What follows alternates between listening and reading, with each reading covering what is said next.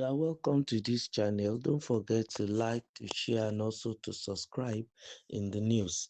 If Jonathan actually refused to surrender power, maybe we will not have Shettima as VP. Who said this? Onii of Ife.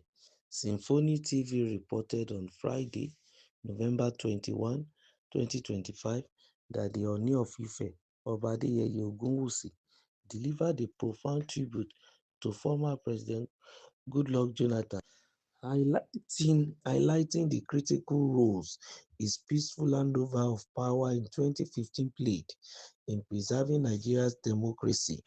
The monarch stressed that Jonathan's decision was a defining moment that allowed the country to remain politically stable, enabling later administrations to take office legitimately and continue the democratic process.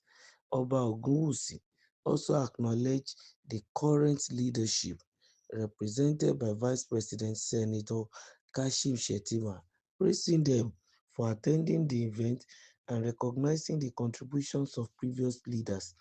I greet the fathers of our nation, President Bola Ahmed Tinubu, represented by our intelligent Vice President, Kashim Shettima, Senator.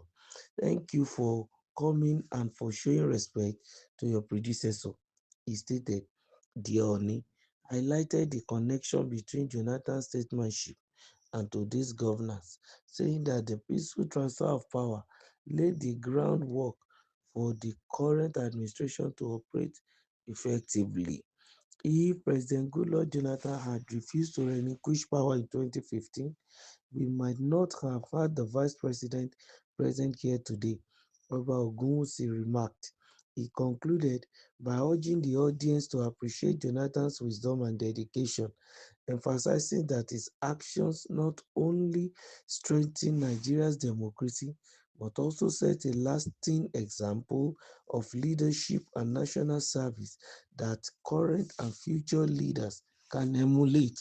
The Oni called for reflection on the importance of peaceful transitions and respect for democratic principles, celebrating the legacy of a former leader whose sacrifice helped shape the nation's political landscape. This particular feat cannot be, taken away even from former President Goodluck Ebele Jonathan. We know the antecedents of leaders in Africa.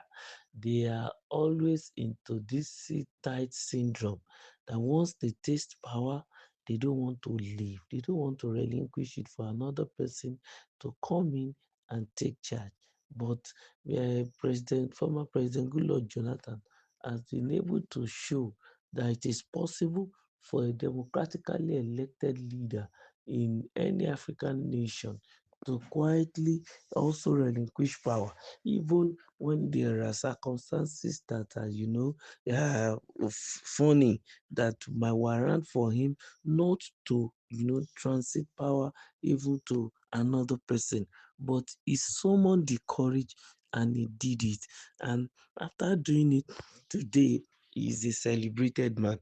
We have so many leaders across Africa and probably in some other parts of the world too that have, resulted into sit-tight syndrome and they have refused to leave.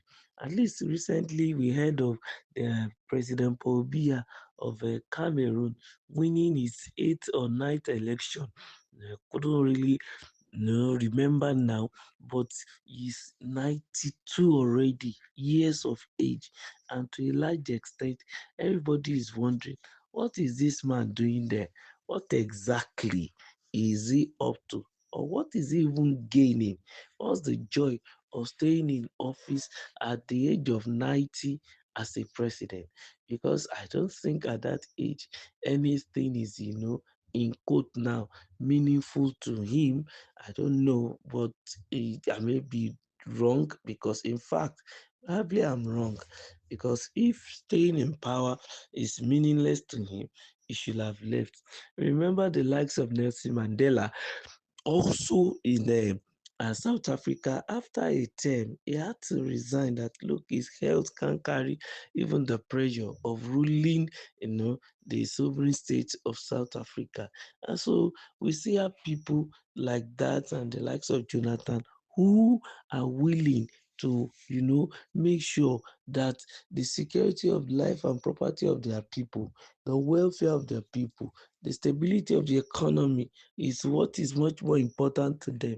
I could remember one of the statements made by former President Goodluck Jonathan is that no Nigerian's blood is worth any election, and for him, as far as he is concerned, that he wins or he loses, it does not require any Nigerian blood.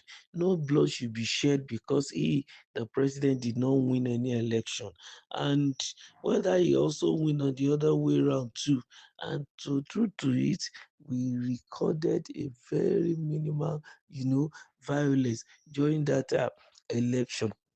And when the tide turned against him, of course, he left. He even said it in his own testimony that he was the first person to call on President Muhammadu Buhari and congratulated him. Then he eventually left the office.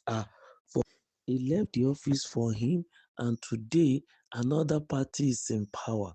And that's what the Oni of Ife is referring to during the celebration program that was held for uh, former President Goodluck Ebele Jonathan. And of course, the Oni of Ife is also using the opportunity to tell other leaders in Nigeria and of course beyond Nigeria, within Africa, that they should understand the role of peaceful transition of power, and they shouldn't think along the route. That's what it's implying.